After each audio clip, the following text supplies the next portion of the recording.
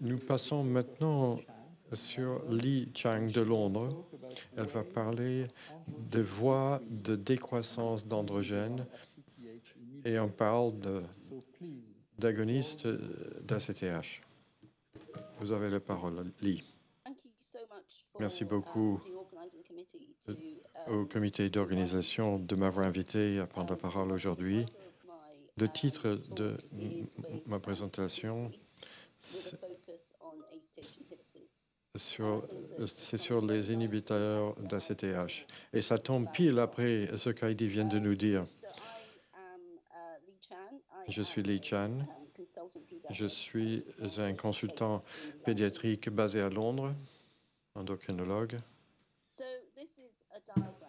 Voici un diagramme de l'axe d'hypothalamus pituitaire qui contrôle la production de corticoïdes. C'est la cortisone chez les humains et cela contrôle également l'effet androgène des surrénales. Il y a des hormones qui sont sécrétées dans l'hypothalamus dans la production de HTH. C'est sécrété dans le flux sanguin et agit sur les surrénales pour produire le cortisone. Ce qui fait un retour en négatif sur le pituitaire pour arrêter la production d'ACTH. Donc, dans le cas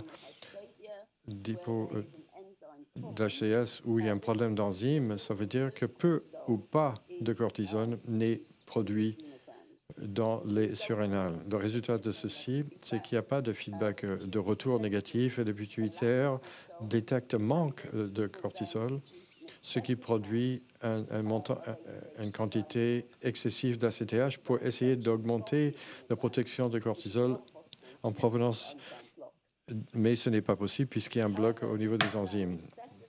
Mais cette quantité excessive d'ACTH résulte dans la production d'androgènes, DHS et testostérone. Comme vous avez déjà entendu auparavant, trop d'androgènes peuvent poser pas mal de problèmes. Donc cet excès d'ACTH est un problème. Cela peut mener à la virilisation, l'hirsutisme de petite taille chez les adultes, puberté précoce, des tumeurs testiculaires et surrénales. Donc, le remplacement physiologique d'HC dans un dosage de remplacement. Mais c'est souvent insuffisant pour supprimer l'ACTH, l'excédent de CTH qui mène à une exposition excessive à corticostéroïdes à long terme. Donc, c'est un vrai problème. Donc, trop d'androgènes et trop de corticoïdes sont utilisés pour supprimer la CTH, contribuent à la longue à des problèmes de santé. Ici, vous voyez certaines des publications qui mettent qui illustrent la manière dont cela peut provoquer, par exemple, une probabilité accrue d'obésité, tension élevée, formation de TART, des effets aussi sur la qualité de la vie et des effets sur la santé plus généralement et des fonctions. Donc, si on peut arrêter la production d'androgènes, on peut simplement se concentrer sur le remplacement du corticoïde sous forme de hydrocortisone. Et on peut donc anticiper que le dosage qu'on va utiliser en clinique sera plus inférieur que ce qui est nécessaire pour supprimer le HCTH. Donc, il y a différentes manières de faire cela, de réduire la production. Et je me réfère ici à ce diagramme sur l'axe hypothalamus pituitaire. À l'heure actuelle, on utilise des traitements GC pour la suppression ACTH. C'est c'est un peu élevé. Donc, on a modifié un certain nombre de préparations qui sont en développement et la possibilité des pompes sous-cutanées. L'alternative à ceci, c'est de développer des médicaments qui peuvent soit arrêter la production d'ACTH ou d'arrêter l'action d'ACTH. Par exemple, on peut développer ce qu'on appelle des récepteurs CRH-R1. Ce sont des antagonistes, de CRH-R1 pour stimuler la production ACTH. Donc, un antagoniste va bloquer ce récepteur, permettrait de réduire ou de bloquer la production d'ACTH. Une autre manière de procéder pourrait être d'éliminer l'ACTH en circulation sous forme d'anticorps monoclonaux. Et la dernière manière qu'on pourrait agir pour arrêter l'action d'ACTH, ce serait de développer un récepteur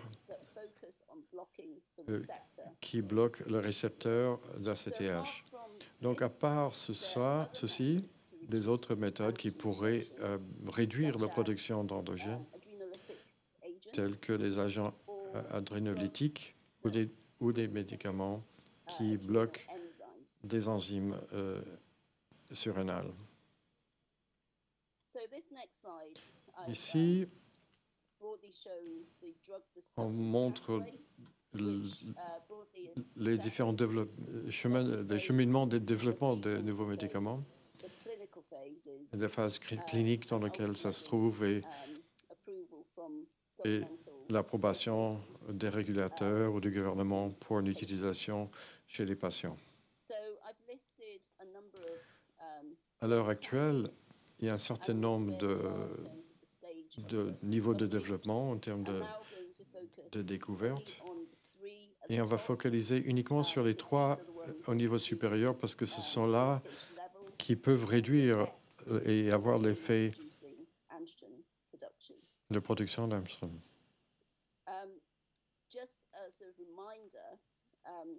Pour rappel, si vous bloquez l'ACH complètement, ça va réduire la production d'Armstrong, mais vous allez une continuation.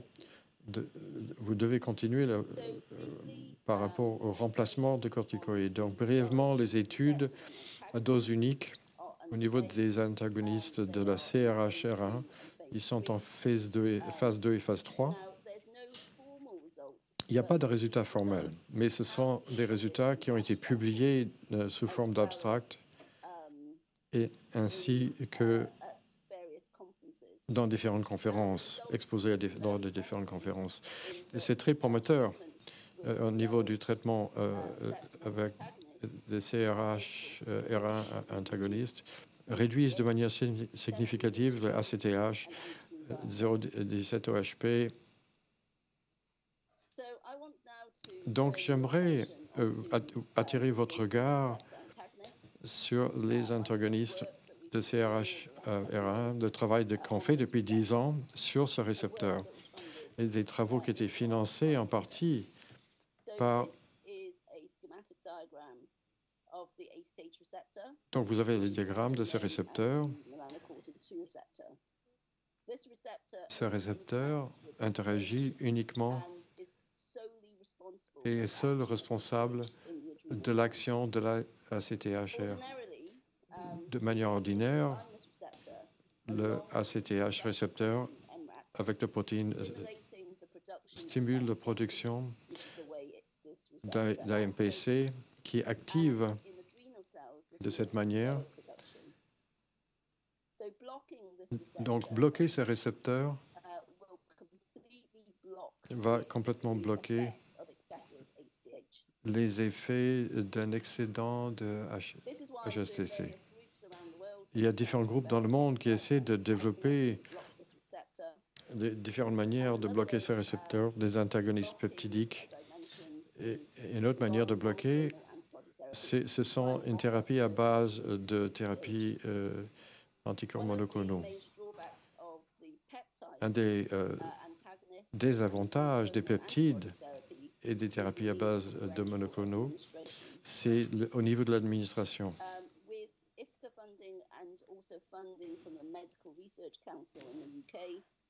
Avec un financement du Research Council au Royaume-Uni, on a essayé de développer un récepteur ACTH par le biais d'anticorps monoclonaux qui pourraient être administrés potentiellement oralement.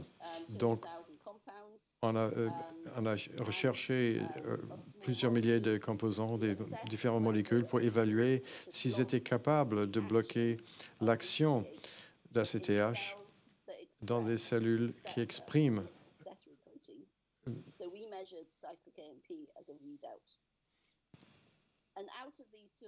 à partir de ces milliers de composants, on a identifié 208 composants qui étaient capables de supprimer l'activité de plus de la moitié, sans aucun effet sur un autre récepteur. Donc, on a travaillé sur ces différents composés pour essayer d'identifier ceux les plus promoteurs. Et je vais vous montrer l'un de ces composants ici, qu'on a appelé le composé 4. Vous voyez la réponse, différentes doses de ACTH. On voit différents degrés de génération de blocage de CAMP. En la présence de composé 4, vous avez un décalage de la courbe de réponse dosage, mais vous ne voyez pas d'effet sur les autres récepteurs. Donc, ce sont là des membres de la même famille, dans la même famille que le récepteur ACTH.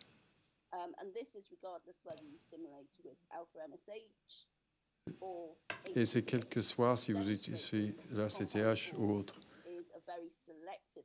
Donc, c'est un composé très sélectif qui n'a pas l'air d'interagir avec d'autres membres de la famille.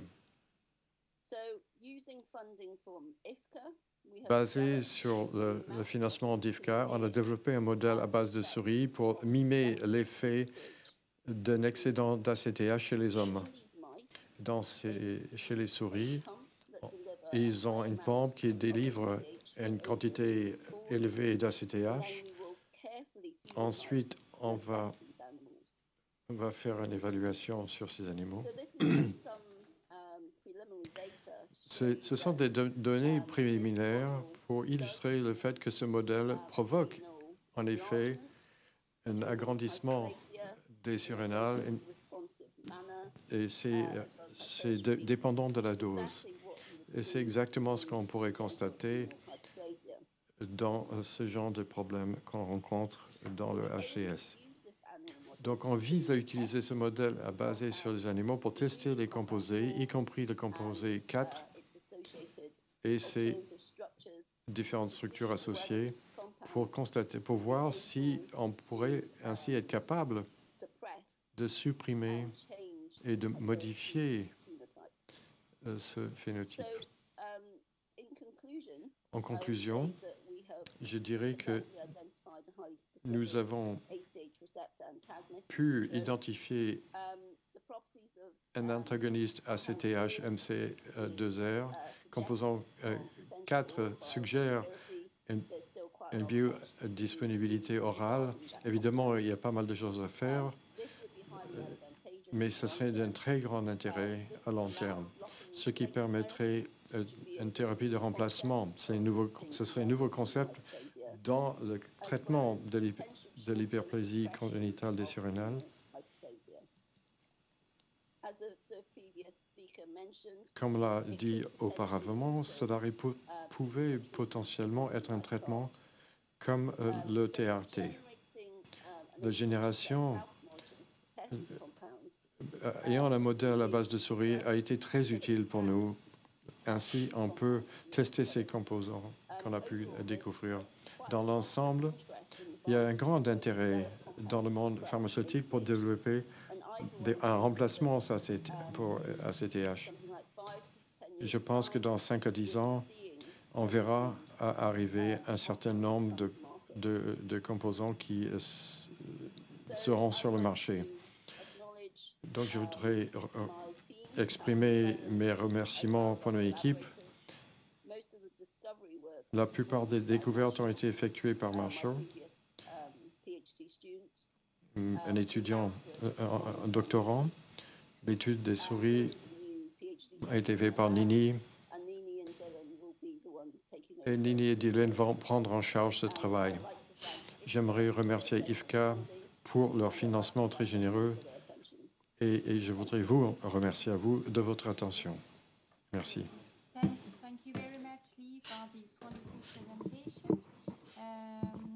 Merci infiniment, Lee, de cette excellente intervention. Quelques questions, quelques commentaires. Pourriez-vous nous parler de la crise surrénalienne chez ces patients? Eddie et son groupe en ont apporté la preuve, l'accumulation de stéroïdes en cas de déficit en 21-hydroxylase peut avoir une activité glucocorticoïde, ce qui peut empêcher ou prévenir la crise surrénalienne. Donc, qu'en pensez-vous? Eh bien, certains patients pourraient vraiment en bénéficier de ces inhibiteurs d'ACTH. Il y a toujours une discussion là-dessus. Comment dirais-je? Est-ce qu'il y a du cortisol en quantité suffisante pour qu'il y ait effectivement un blocage efficace? Est-ce que là, effectivement, on traiterait la question? Je pense qu'il faut comprendre l'issue ou le devenir à long terme. Et il faut suffisamment de données pour cela. En effet, si on s'aperçoit que le traitement de ce groupe de patients a effectivement un meilleur résultat à long terme sur le profil métabolique, effectivement, ça vaut la peine de traiter. À mon avis, il faut être complètement conscient que lorsqu'on administre des inhibiteurs d'ACTH, il faut assurer un suivi très régulier s'agissant des résultats. Donc, il faut un traitement substitutif de glucocorticoïdes. On a des questions. À quand un traitement? À quand la disponibilité d'un traitement à libération prolongée? Quand pensez-vous que ce type de traitement serait disponible? Donc, un médicament. Eh bien, il y a différentes possibilités s'agissant des inhibiteurs d'ACTH, mais en fait, on parle d'une association d'antagonistes du récepteur 1 de la CRH. Donc, il faut des études cliniques là-dessus. Donc, je pense que ce n'est pas pour tout de suite, mais ça pourrait arriver plus tôt qu'on ne le pense. Je vous fais une réponse normande. Mais bien entendu, je ne participe pas à cette étude et je pense que Richard, l'intervenant suivant, pourra nous donner une idée plus précise du calendrier. À mon avis, sur la base des données présentées, les perspectives sont bonnes. Alors, s'agissant des antagonistes des récepteurs d'ACTH, on a encore du pain sur la planche, on est encore en phase de développement. 3 questions. Quels sont les avantages potentiels des anticorps monoclonaux ACTH concernant la suppression ou plutôt le blocage des récepteurs? Oui, moi je préfère ces inhibiteurs. J'en préfère l'idée tout simplement parce que je travaille notamment sur la carence en glucocorticoïdes et vous avez des patients qui ont une mutation naturelle. S'agissant du récepteur de mélanocortine 2, MC2R, et chez ces individus, vous avez une carence isolée en glucocorticoïdes. Donc, il y a des données sur l'être humain au long cours. Et on sait, d'après ces données, que si on bloque sur le long terme ces récepteurs de mélanocortine 2, l'issue n'est pas très bonne. En s'agissant des anticorps monoclonaux, ça peut être assez prometteur, mais il faut faire preuve d'une très grande spécificité. Et donc, pour l'instant, on en est au stade préclinique, donc c'est difficile à dire. Une question de Leonardo.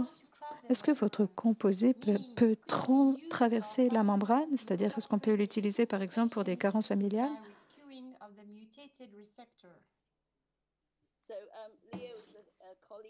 Léo est un collègue. La question est donc orientée. Et c'est un débat qu'on a déjà eu. Et la réponse, je ne la connais pas. Dans certains des composés qu'on a découverts par le biais de ce processus, sont très lipophiles. Donc, c'est une dimension que l'on est en train d'explorer.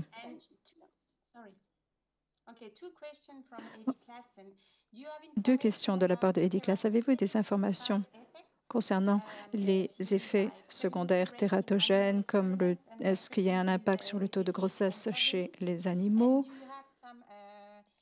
Lorsque vous faites appel à ces antagonistes, est-ce que vous avez plus de détails concernant le développement d'inclusion cérébrale intratesticulaire chez ces modèles animaux? Ah, c'est très intéressant. Eh bien, les testicules, c'est l'un des organes sur lesquels on se penche, qu'on étudie chez ces modèles animaux. Mais on n'a fourni que 14 jours d'ACTH chez ces animaux. Donc, il faut un certain temps pour que ces inclusions surrénaliennes intratesticulaires se développent. Ah, c'était quoi l'autre question? Voilà, des effets tératogènes sur la grossesse. On n'a pas la réponse à cette question. Ça n'est pas quelque chose qu'on a étudié. La question reste entière. Et, bien entendu, pour tout traitement, il faut savoir quels sont les effets secondaires. Dernière question, Michel, j'ai le droit? C'est lui le gardien du temps. D'accord, une toute dernière question, mais faites court. Donc, une question de Thule Goran. Lorsque vous induisez la HS chez les souris,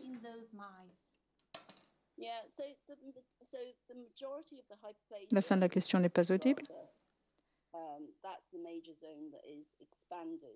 Alors, effectivement, c'est une zone de la surrénale chez qui on constate une expansion. C'est difficile, les androgènes, lorsqu'il s'agit du modèle murin, parce qu'il manque la CYP21.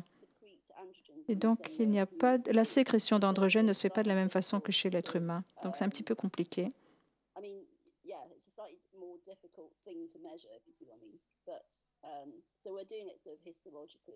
Donc, c'est une étude principalement histologique. Merci beaucoup. C'est moi.